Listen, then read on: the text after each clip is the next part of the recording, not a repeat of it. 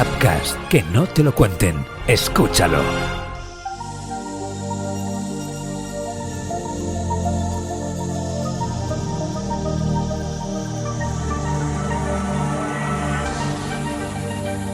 Aquí empieza El cerebro de la máquina.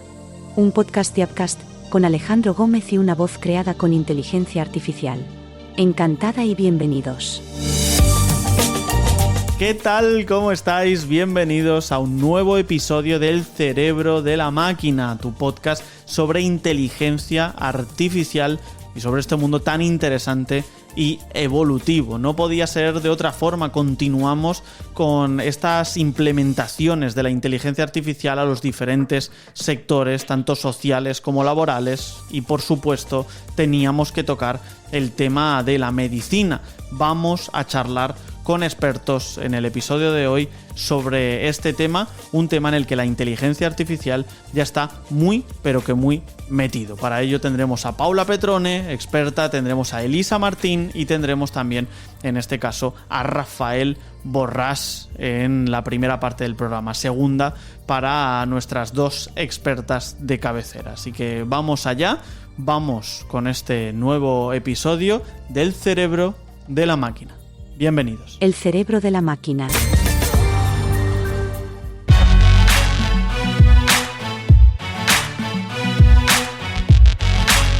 Nueva sección de debate acerca del impacto que puede tener la inteligencia artificial, en este caso en la medicina. Para ello nos acompaña Rafael Borràs, director de Corporate Affairs and Market Access en Teva Pharmaceuticals y profesor en la Universidad de Barcelona. Bienvenido, Rafa. Hola, gracias por invitarme. A grandes rasgos, empezamos ya fuerte, ¿en qué medida crees que la inteligencia artificial tiene el potencial ya no solo de trabajar para con las enfermedades, sino también de curarlas? Bien, a ver, yo creo que la inteligencia artificial, a través de modelos de aprendizaje automático para analizar datos, está ya siendo un elemento clave para abordar enfermedades. El análisis de millones y millones de datos y el establecimiento de algoritmos predictivos a través de millones de experiencias, yo creo que posibilitan claramente ser más acertados en diagnóstico y tratamiento, pero evidentemente aquí hay una parte humana muy importante que yo creo que podemos abordar durante el debate, ¿no? Que es un poco la balanza de aprovechar y saber capitalizar todos estos millones de datos que podemos procesar y podemos encontrar soluciones a cómo esto lo trasladamos luego a la vida real y a la relación con los pacientes. ¿En qué medida se puede hacer eso? Es decir, a día de hoy, tal y como estamos actualmente con la evolución de la inteligencia artificial y demás, ¿cómo puede ayudar ahora ya en casos prácticos, por ejemplo, la inteligencia artificial al mundo de la medicina? Bueno, tenemos ejemplos concretos, por ejemplo, en las imágenes médicas, ¿no? Las herramientas de inteligencia artificial se están utilizando para analizar, por ejemplo, tomografía computerizada, rayos X, resonancia magnética y otros tipos de imágenes. Y ello permite ser más precisos en la toma de decisiones. Cuando tú tienes la interposición de tantas imágenes, luego, evidentemente, al final hay el ojo clínico del profesional, pero cuando puedes mezclar todos estos datos, luego tienes resultados mucho más predecibles. La experiencia de millones de imágenes ayuda, evidentemente, a afinar más. También, por ejemplo, tenemos el ejemplo del desarrollo de medicamentos, principalmente en los ensayos clínicos. Poder procesar con mayor rapidez miles de intervenciones nos permite ser, como antes decía, más precisos y acelerar también los ensayos clínicos disminuyendo los tiempos. Porque pensad que, a ver, cualquier molécula, el promedio de coste de lanzar una nueva molécula al mercado es alrededor de 2 billones con B de dólares o de euros, más o menos. Pensad que esto tarda entre 10 y 15 años en esta molécula llegar al mercado. Y no todas llegan, solo llega un 12%. Por lo tanto, en este marco hemos de buscar, no solo para el bien y la sostenibilidad de la propia industria farmacéutica, sino por el bien de los pacientes, intentar acelerar esto muchísimo más, ¿no? La industria farmacéutica y la medicina en general está aumentando mucho la expectativa de vida de las personas y esto lo estamos viendo. Actualmente tenemos un average de edad muy elevado para muchas personas, también dependiendo un poco de la zona geográfica y demás, y de determinados elementos medioambientales, de costumbres sociales, etcétera, pero en general, yo creo que entonces podemos acelerarlo aún más y mejorar la expectativa de vida y conseguir medias mucho mayores si aceleramos también pues todo lo que está alrededor de la medicina y todo lo que está alrededor del medicamento en concreto. Es decir, la inteligencia artificial, digamos que reduciría costes y reduciría tiempos en este caso. Es decir, saldríamos ganando en las dos situaciones. Absolutamente. Costes y tiempos, pero sobre todo, yo creo que hay un elemento clave, que es el aspecto humano. O sea, la inteligencia artificial nos posibilita, como hemos dicho, de poder procesar y todos estos millones de datos que hacía años podíamos conseguir, el Big Data famoso, y no le encontrábamos la solución real, ahora sí. Pero luego hemos de saber ordenarlo, de saber interpretarlo, de saber ir mucho más allá de las máquinas, ¿no? Estaríamos ya en un tema como mucho más amplio, pero ir más allá de la máquina, ¿no? Y ahí pues los profesionales es donde entran. Y el saber utilizar y saber conjugar esto y el profesional saber identificar los resultados que salen, pues yo creo que es un elemento capital en ese sentido. En la sociedad y por lo que hemos ido grabando, ¿no?, en este cerebro de la máquina, es muy diferente lo que opina el experto de lo que opina, digamos, el ciudadano de a pie. El ciudadano de a pie es bastante catastrofista con respecto a la implementación de la inteligencia artificial, pero me parece que justo en el tema de la medicina creo que es uno de los campos o sectores en el que la implementación puede ser más beneficiosa en este caso, ¿no? ¿Cuál sería, tú crees, ese impacto potencial de la inteligencia artificial en el mundo de la medicina? No, yo creo que el impacto puede ser muy beneficioso, pero sobre todo lo que hemos de poner es muy claros los límites, ¿no? Las implicaciones éticas, legales, etcétera. Yo creo que en este aspecto, y la Organización Mundial de la Salud tiene una serie de principios que guían todo este proceso, ¿no? Pero creo que esto es lo más importante de todo, porque cuando llegas a este nivel de desarrollo, la ética es clave. Encuadrar los temas, saber hasta dónde se puede llegar, hasta dónde podemos investigar, hasta dónde se pueden desarrollar nuevos tejidos, por ejemplo, etcétera, etcétera.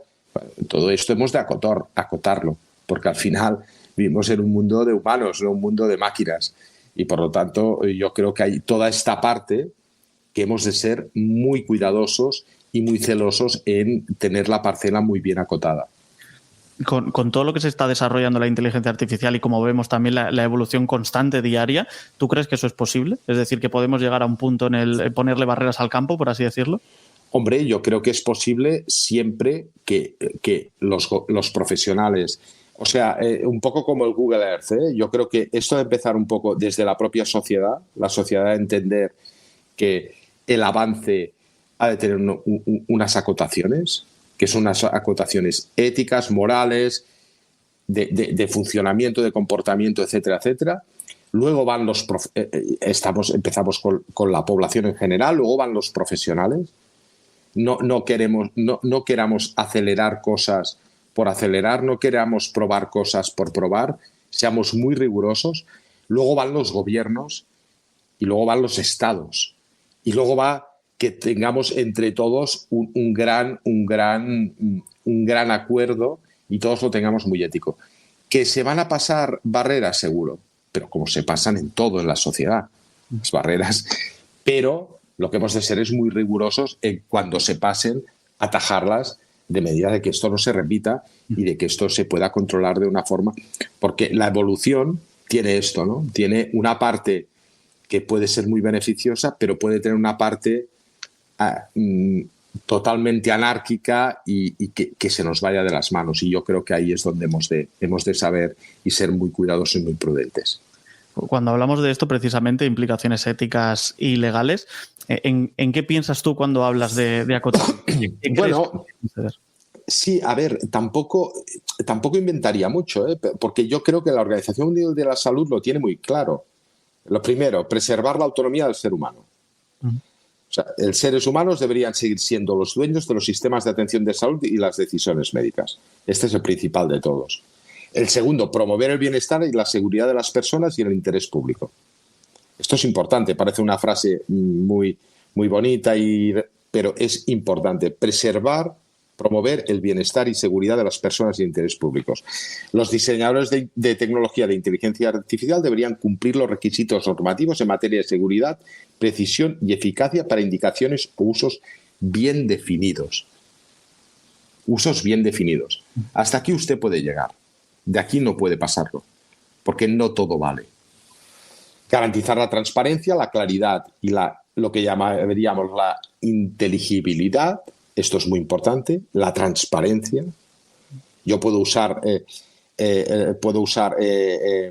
inteligencia artificial en cualquier fase del cuidado de las personas, en prevención, en tratamiento, en seguimiento, etcétera, etcétera. Pero lo he de hacer de forma clara, de forma transparente, de forma tangible.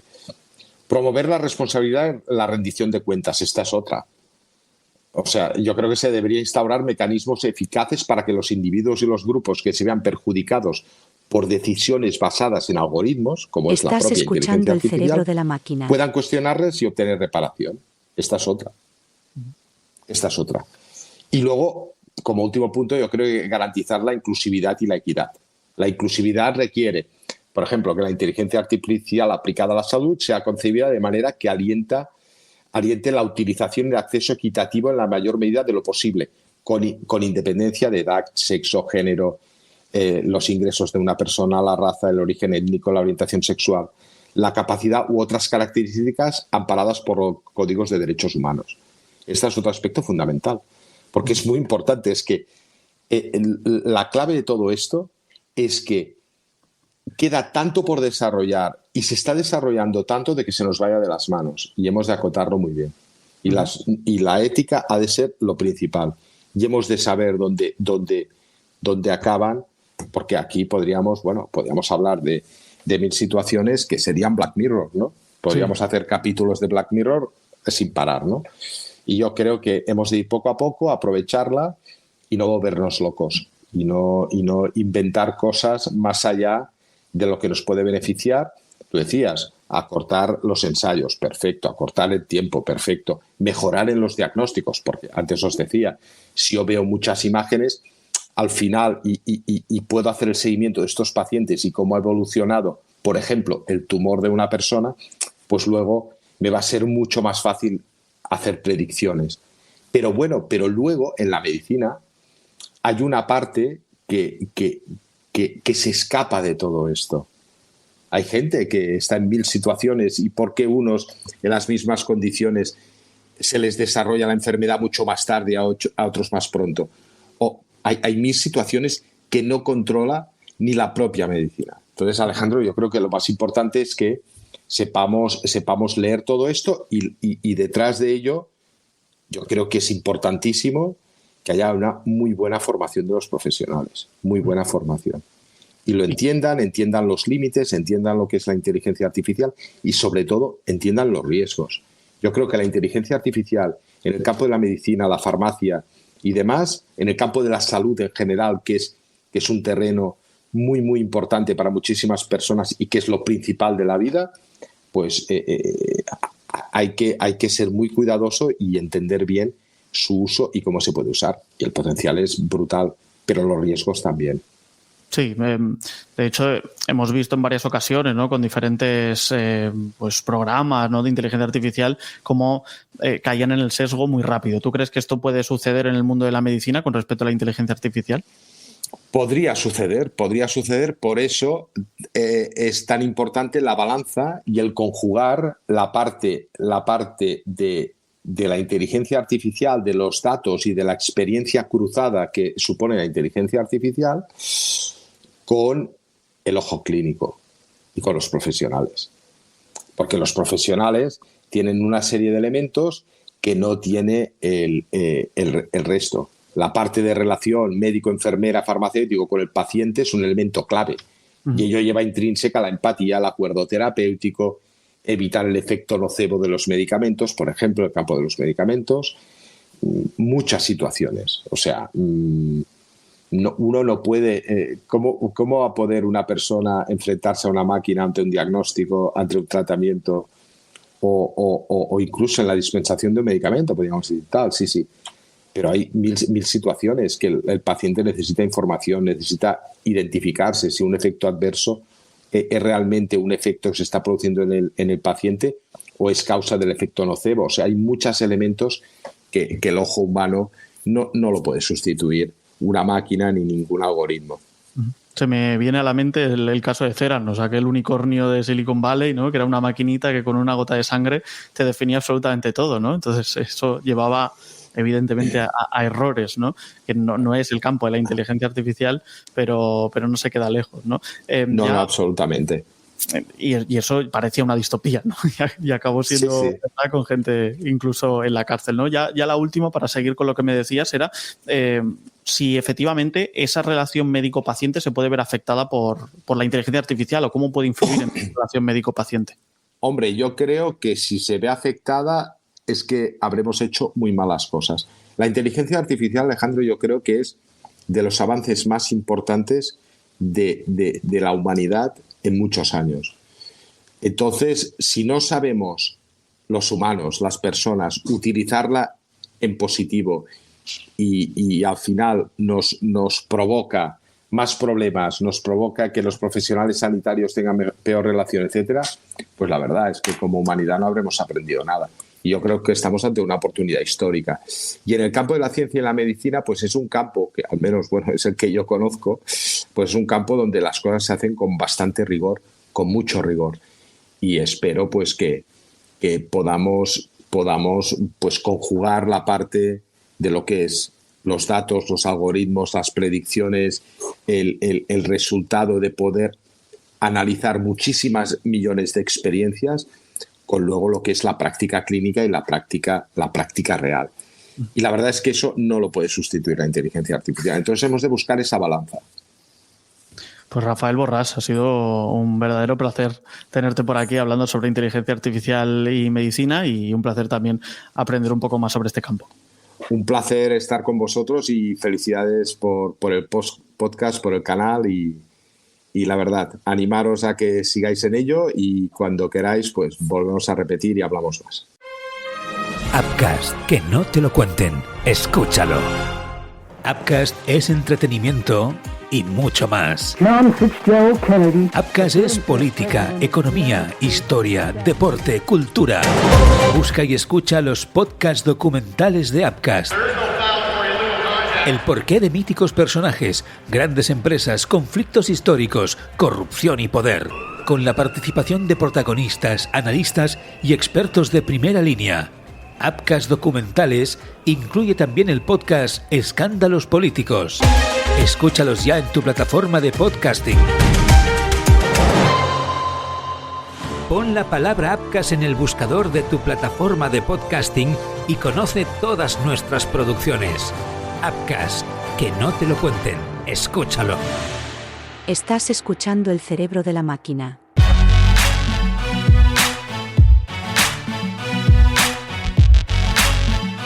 Continuamos con la sección de debate acerca del impacto que tiene la inteligencia artificial en la medicina, y estamos con Paula Petrone, que es doctora en biofísica por la Universidad de Stanford, ahora también profesora investigadora asociada y jefa del equipo de ciencia de datos en IS Global, desarrollando modelos de inteligencia artificial. ¿Qué tal, Paula? ¿Cómo estás? Muy bien, muchas gracias por invitarme. Y también tenemos a Elisa Martín, matemática, experta en inteligencia artificial, que ha desarrollado su labor tanto en empresa privada en IBM como también en organismos académicos, y ahora es directora del entorno de salud del Instituto de Ingeniería del Conocimiento. Muy buenas, Elisa. Hola, buenas tardes a todos. Teníamos justo a Rafael antes en el podcast y le preguntaba una primera pregunta que es interesante, sobre todo porque nos pone ya directamente en materia, que es ¿en qué medida creéis que la inteligencia artificial tiene el potencial de curar enfermedades? Paula, por ejemplo. Bueno, hay varias áreas en las que la inteligencia artificial van a tener un gran impacto si ya no lo están teniendo. Una es la detección y diagnóstico precoz de las enfermedades. Otra es el área de medicina de precisión y terapias. Y la última es el área de monitoreo, ¿no? Donde se usan los datos de los pacientes adquiridos a través de dispositivos móviles para cuidar y tratar a pacientes de forma remota. Entonces, la inteligencia artificial, a través de la analítica de datos, tiene forma de analizar estos datos que llegan y dar, por ejemplo, diagnóstico médico o información a los médicos de cómo cuidar y cómo es el estado de los pacientes. Esto es ahora, es el presente, no es el futuro. Ya está ocurriendo.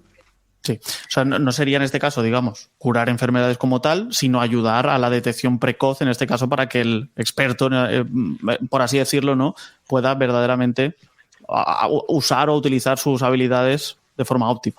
Exactamente, no es que la inteligencia artificial va a curar a alguien, pero va a proveer curas o va a señalar dónde están estos nuevos medicamentos o, por ejemplo, dónde está lo que llamamos signatura de la enfermedad, ¿no?, que es un patrón en una imagen, por ejemplo, una imagen de ultrasonido o una imagen de rayos X, donde el paciente se ve que tiene algún tipo de trastorno, ¿no? Uh-huh. Elisa, hablando, por supuesto, de la inteligencia artificial, ¿tú crees que podría llegar a curar enfermedades la propia inteligencia artificial o se necesita siempre a un humano que pueda llegar, evidentemente, a implementar lo que te cuenta la IA? Yo creo que al final la inteligencia artificial es una herramienta y, por lo tanto, es un apoyo al profesional médico, pero no solo al profesional médico, también a lo que es la gestión y a los responsables de la gestión en los diferentes aspectos de la salud, desde lo que son las instituciones sanitarias, como los laboratorios, como las aseguradoras. O sea, va a ser una herramienta para que optimicen lo que son sus procesos, pero también para los propios pacientes. De hecho, de cara al futuro vamos a ver más y más médicos que recomienden apps en tu tratamiento, ¿vale? Pero que te ayuden, por ejemplo, al seguimiento de un tratamiento, que te apoyen en la medicación que tienes que tomar, o apps que te ayuden a los temas de nutrición, etcétera, ¿de acuerdo? Luego, no solamente va a ser como ha dicho muy bien Paula, una herramienta de cara al diagnóstico, al pronóstico, a la selección de tratamientos, sino que incluso que va a poder apoyar al mismo paciente, ¿no? Entonces, yo creo que la debemos considerar una herramienta y, por lo tanto, al ser una herramienta, siempre será un elemento de apoyo a las personas. ¿Qué campos concretos o qué ejemplos concretos, además de las apps, como comentaba Elisa, podemos mencionar con respecto a la inteligencia artificial y cómo está ayudando al campo de la medicina y la farmacéutica? A ver, yo, por ejemplo, puedo poner un ejemplo y seguro que Paula también acompaña luego con algún otro ejemplo más, pero, por ejemplo, nosotros estamos trabajando en hacer, en generar a través de modelos de inteligencia artificial, generar la alerta en pacientes hospitalizados si ese paciente va a desarrollar sepsis en las próximas 24 horas.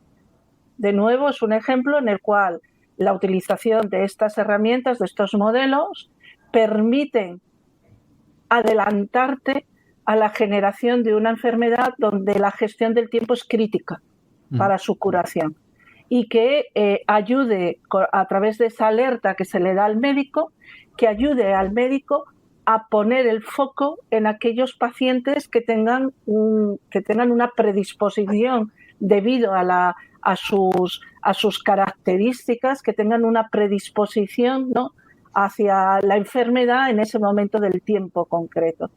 Por ejemplo, eso sería un ejemplo de la utilización de la inteligencia artificial, donde como herramienta pues te permite adelantarte. La sepsis es una enfermedad tiempo dependiente. El que empieces el tratamiento en el momento adecuado es crítico para controlar la enfermedad y, por lo tanto, el que tengas una herramienta que al médico le permita saber si ese paciente tiene probabilidades de desarrollar sepsis ayuda a su control y, por supuesto, a su tratamiento. Hola. Este es un ejemplo. A mí me parece un súper ejemplo. Tenemos varios ejemplos parecidos, donde básicamente lo que hacemos es un estudio de riesgo, ¿no? Medimos riesgo. La inteligencia artificial da un valor de riesgo de un paciente de tener una determinada características o una determinada enfermedad.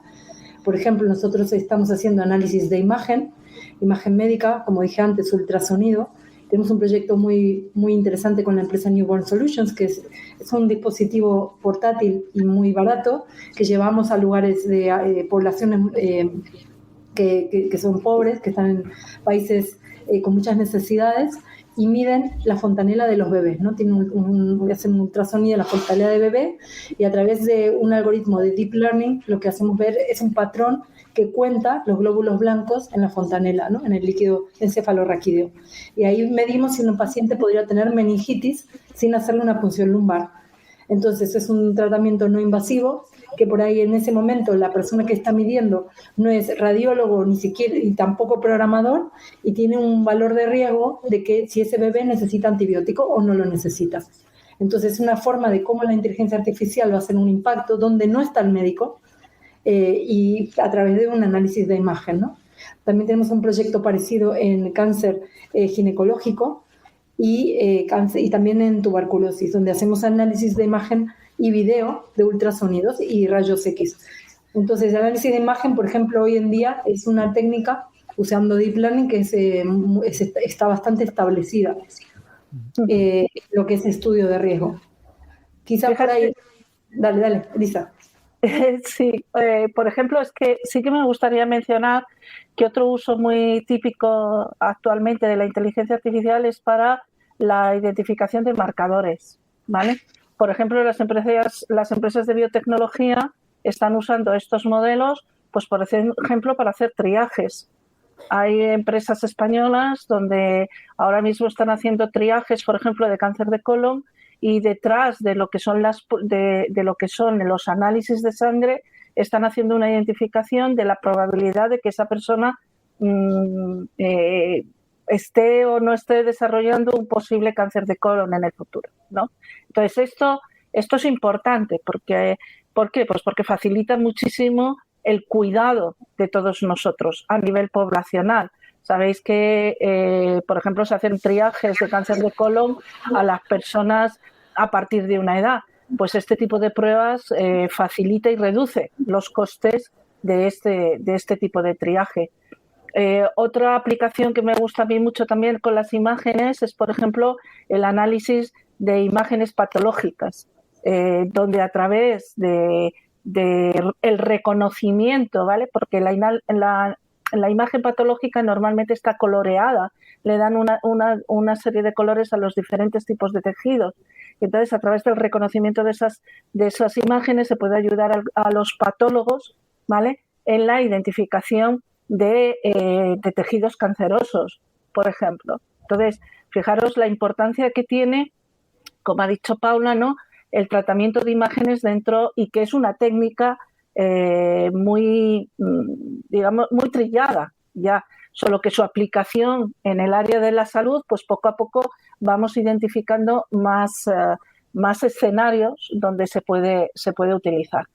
Y luego otra parte importante que seguro que hablaremos, solo la voy a mencionar, tiene que ver con la extracción de información relevante médica dentro de los textos de lo que escriben los médicos. Cuando vamos al médico, muchas veces decimos que escribe más que nos mira, ¿vale? Entonces, en ese texto ellos van escribiendo muchos datos, ¿no?, que corresponden a lo que están viendo en el paciente. A través del procesamiento del lenguaje se puede hacer esa extracción de esos términos y poderlos utilizar para luego modelizar algoritmos. O sea, podríamos decir que ya no solo estamos reduciendo tiempo, sino que en algunos casos estamos salvando vidas con la inteligencia artificial. Yo creo que vamos a estar en eso muy pronto. El problema es la implementación en la clínica, porque la mayoría de estos avances los estamos viendo en la investigación académica. ¿Y por qué no llegan a la clínica tan rápido como los necesitamos? Es otro tema de discusión. Porque se ven muchos papers, se ven muchos artículos que muestran como precisión muy alta, pero en el hospital no está en implementación en este momento, está muy incipiente, muy poco validada. Por ejemplo, de hecho yo sí que confirmo lo que has dicho, Alejandro, porque nuestro ejemplo de sepsis está en el hospital. Como dice Paula, hay muy pocos ejemplos, este sería uno de ellos, en tiempo real, y somos capaces de hacer esa identificación en tiempo real. Luego actualmente está ya ayudando a salvar vidas. Luego otro tema también interesante con respecto a esto es la reducción de costes, ¿no? ¿Cuál puede ser el impacto potencial de reducir costes gracias a la inteligencia artificial en la medicina y la farmacéutica? Pues mira, venga, Paula, tú. Un poco también vamos de vuelta a lo que es la medicina preventiva, ¿no? Cuanto más antes vas a diagnosticar un cáncer, más costos vas a salvar. Por ejemplo, el caso de la meningitis es cuestión de tiempo, ¿no? Y también costos de complicaciones.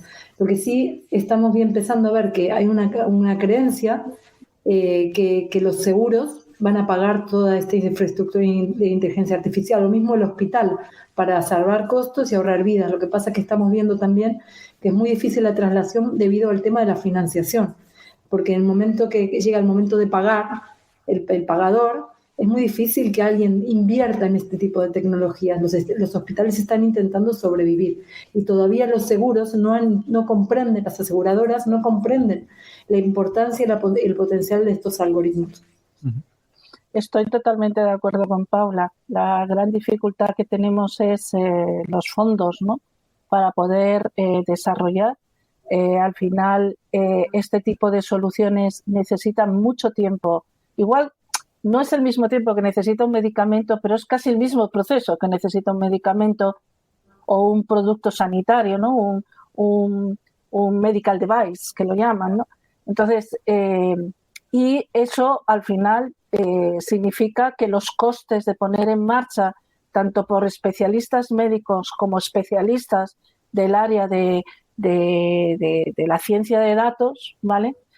Son proyectos de alto coste y que todavía no se ve claro cómo se va a dar cobertura, ¿no? O quién va a financiar todos estos proyectos y este tipo de soluciones. La reducción, es obvio que en casi todos los casos el impacto a nivel de paciente se ve de forma directa. Lo que no es obvio es justamente cómo va a impactar desde el punto de vista de reducción de costes y a quién va a impactar. Y en muchos casos, donde tú haces el impacto de la salud, no está el impacto del coste. El impacto del coste está en otro departamento dentro del hospital y cómo van a hacer el traspaso, ¿no? Del beneficio del coste, etcétera, etcétera. Con lo cual, yo creo que desde el punto de vista estructural todavía hay mucho camino que avanzar para que estas soluciones se pongan en marcha. Luego hay otro tema que me parece también interesante, que es el de las implementaciones legales y éticas. Es decir, estamos en un proceso todavía de regulación de la inteligencia artificial. ¿Cuáles serían esas implicaciones en el mundo de la medicina? Mira, yo aquí te diría que justamente estamos en el sector donde esta regulación va por delante. ¿Por qué? Pues porque han asimilado los modelos de inteligencia artificial a lo que yo os decía, a un medical device, a un dispositivo médico, ¿vale? Como si fuese, imagínate como si fuese una máquina de radiología, ¿vale? Tú pasas por un proceso, o sea, existe dentro de lo que es el área médica, existe en España la Agencia Española del Medicamento y Productos Sanitarios y a nosotros nos han asimilado a los productos sanitarios. Desde la primavera del 2021, todo software que se vaya a ejecutar o que vaya a tener implicaciones en paciente tiene que ser regulado como un producto sanitario.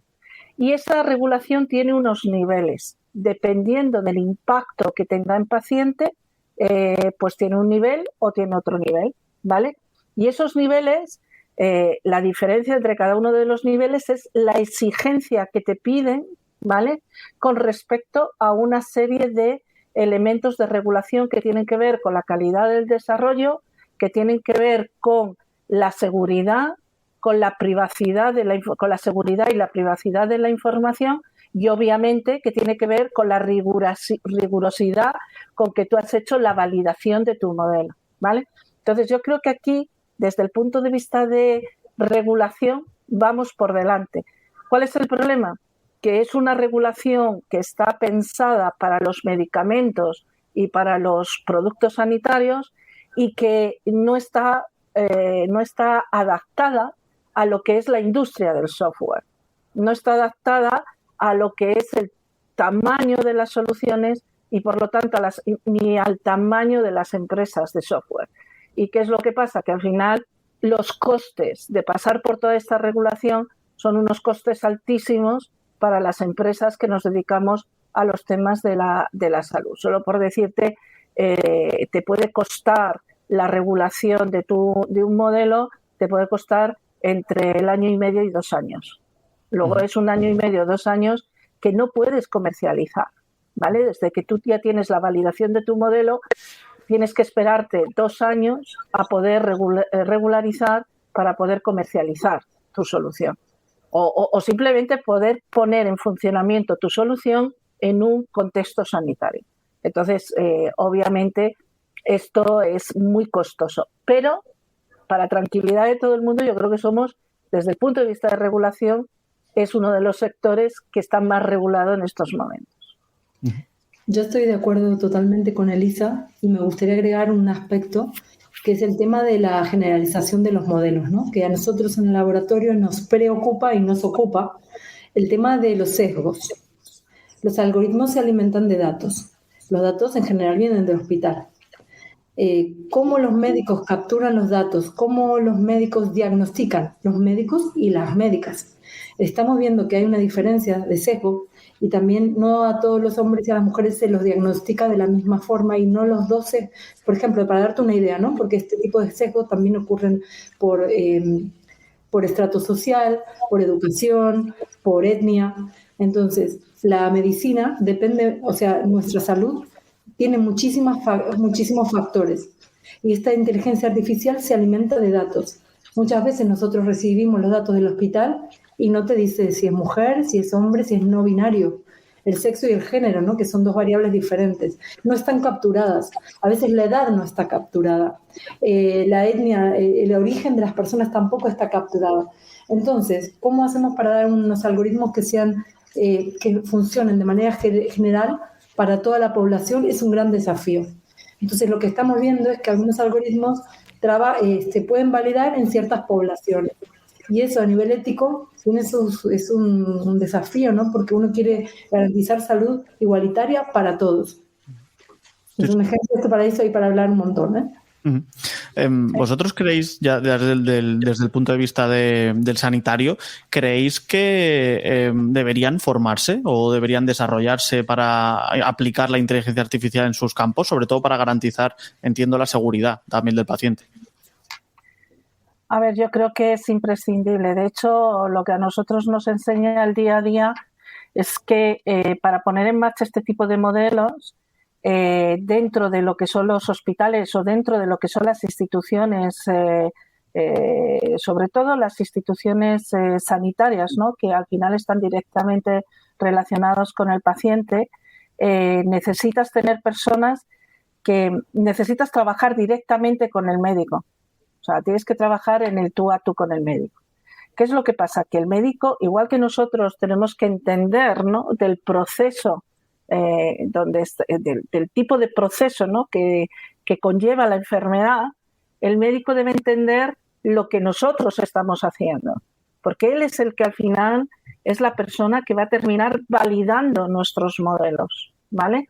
Luego, si tú no conoces el ámbito de la inteligencia artificial, difícilmente vas a poder aportar una de las cosas que ha dicho Paula, que es sumamente importante, los datos con calidad, ¿vale? Y los datos y trasladar al equipo que trabaja con los datos, trasladar cómo se construyen esos datos a partir del paciente y lo que significan esos datos desde el punto de vista de la enfermedad, ¿vale? O sea, tienen que saber trasladarnos estos y luego cuando ya el modelo está construido tienen que ser capaces de colaborar con nosotros en la validación del modelo. Porque además hay 2 validaciones muy importantes. Hay una validación del modelo que es puramente técnica, es saber cuál es la eficiencia del modelo desde el punto de vista técnico, saber si el modelo es bueno o es malo. Pero luego está otra validación que es la validación del uso del modelo por los clínicos, ¿vale? O sea, una cosa es como si dijésemos que el coche ande y otra cosa es que el coche se adapte, sea lo que está esperando el conductor del coche, ¿vale? Uh-huh. Pues aquí nos pasa lo mismo. Y entonces el entendimiento de cómo se construyen esos modelos y de cómo se trabaja con esos modelos es absolutamente fundamental. Yo ahora mismo, de hecho, estaría formando... Fíjate que los médicos se forman muchísimo a nivel de estadística. O sea, yo creo que tienen una de las grandes asignaturas, que es uno de los grandes ogros de los médicos en la carrera, es la estadística, ¿vale? Pues yo creo que ya, además de la estadística, les deberían estar formando en este tipo de técnicas. Uh-huh. Y fíjate que no te digo para que las hagan, para que las ejecuten, ¿vale? Sino para que las entiendan cómo se ejecuta. Porque otra de las cosas que tenemos ahora muchísimo riesgo es que no, por todo lo que hemos estado contando, por lo que ha contado Paula de los sesgos, etcétera, es muy importante tener a profesionales del análisis de datos y de la ciencia de los datos trabajando con los datos, ¿vale?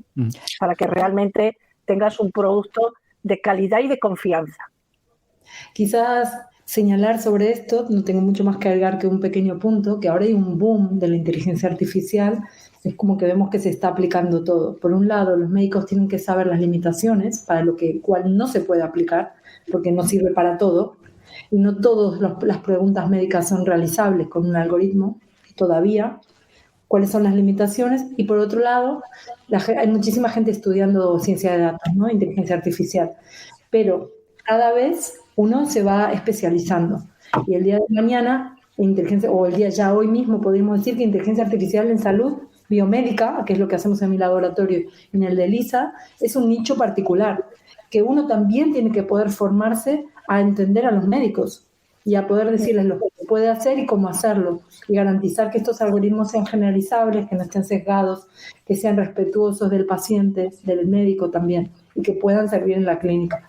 Entonces también hablamos de que el grupo de informáticos que están desarrollando algoritmos tienen que estar preparados en biomedicina o autoformados si uno quiere estudiar.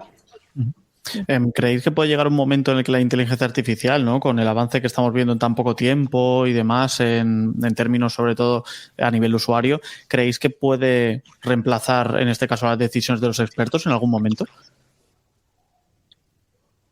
Yo creo que, primer punto, es muy importante separar lo que pensamos que la inteligencia artificial puede llegar a hacer, ¿vale? Con lo que sabemos que podemos hacer con la inteligencia artificial. Dejadme explicar. Al final, cuando tú inyectas un modelo, un motor de inteligencia artificial, siempre lo inyectas en un proceso, ¿vale? No es un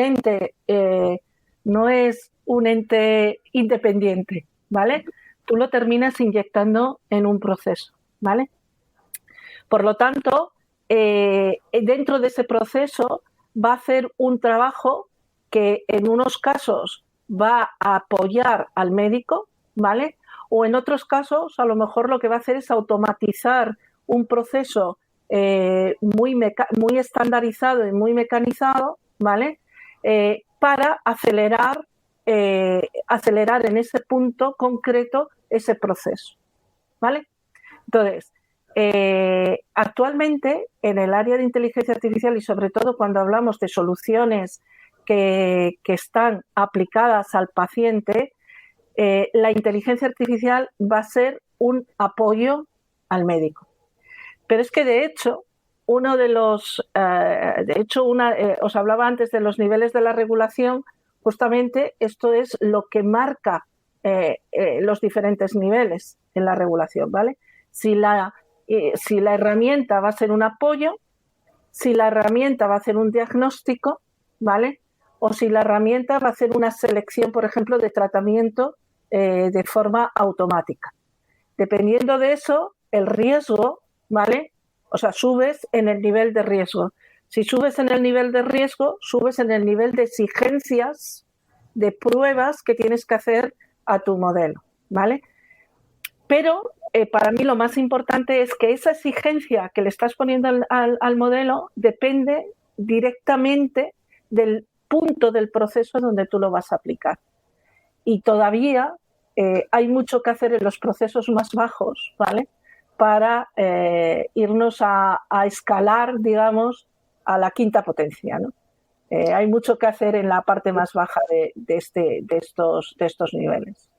Totalmente. Yo estoy de acuerdo y por eso también ahora empezamos a dejar de hablar de inteligencia artificial e inteligencia humana. Nos referimos a inteligencia aumentada. Y cada vez lo vamos a ver más a través de implantes que nos permitan pensar más rápido, recordar, acelerar nuestros procesos, pero hoy en día es una herramienta que ayuda tanto al médico y ya nos está ayudando como pacientes. Creo que hubo un cambio muy grande en el paradigma ahora con estos modelos de lenguaje como ChatGPT, donde uno accede al modelo como paciente y pregunta. Entonces, pregunta qué medicación que tengo, uno exhibe los síntomas y te da una recomendación. Yo esto nunca lo había visto y no pensé que lo iba a ver dentro de mis años. Y ya lo estamos empezando a ver. Entonces, también podemos pensar que la inteligencia artificial se equivoca y cuáles son las limitaciones. Pero hay un cambio muy grande que ocurrió en los últimos 2-3 años, donde los pacientes acceden, preguntan, y además estamos viendo y empezamos a pensar que estos modelos pueden darnos recomendaciones a nivel salud mental, porque hay veces que la gente se siente más cómoda interactuando con un chatbot que con un médico o con un profesional de la salud mental. Y esto ya se está viendo y ya se está estudiando. Fijaros que ahí es muy interesante, ¿no?, el punto que dice Paula de la salud mental, porque eso es otro área donde este tipo de soluciones puede apoyar, y en este caso mucho al paciente, ¿vale? Puede apoyar, por ejemplo, al profesional, porque puede ayudar en los triajes, de nuevo, ¿vale? Acercarte al paciente de tal manera que cuando llegas a la consulta, la primera consulta del cara a cara, ya tienes como un direccionamiento, porque lo has hecho a través de un chat o a través de unas encuestas automáticas preparadas, etcétera. Has ido posicionando al paciente y entonces cuando tú ya recibes al paciente ya tienes una primera visión, ¿no?, de qué es lo que le puede pasar a tu paciente. Y luego, por otro lado, es justamente otro campo donde estas herramientas pueden ayudar al tratamiento de ese paciente, ¿no?, a través de eso, de recetar una app, ¿no?, que te ayude en tu fase de aprendizaje cognitivo o en tu fase de relajación o en diferentes, en lo que el médico obviamente prescriba, perdona. Pues ha sido interesantísimo la conversación, en este caso, sobre inteligencia artificial y medicina. Así que, Elisa Martín, ha sido un placer tenerte por aquí. Muchas gracias. Y también a Paula Petrone, un placer escucharte hablar sobre inteligencia artificial y medicina. Muchísimas gracias, Alejandro. Gracias por invitarme. Y hasta aquí un nuevo episodio, una nueva entrega del Cerebro de la Máquina. Una semana más aprendiendo y con un debate, en este caso, verdaderamente enriquecedores. Este mundo está en constante evolución, el de la inteligencia artificial, y ya sabéis, lo habéis escuchado, es muy posible que cambie todo a todos los niveles. Por supuesto, la medicina no iba a ser menos y lo comentaremos, nos escucharemos ya para después de vacaciones. Así que muchísimas gracias a todos y hasta entonces, que vaya bien. El cerebro de la máquina. Appcast, que no te lo cuenten, escúchalo.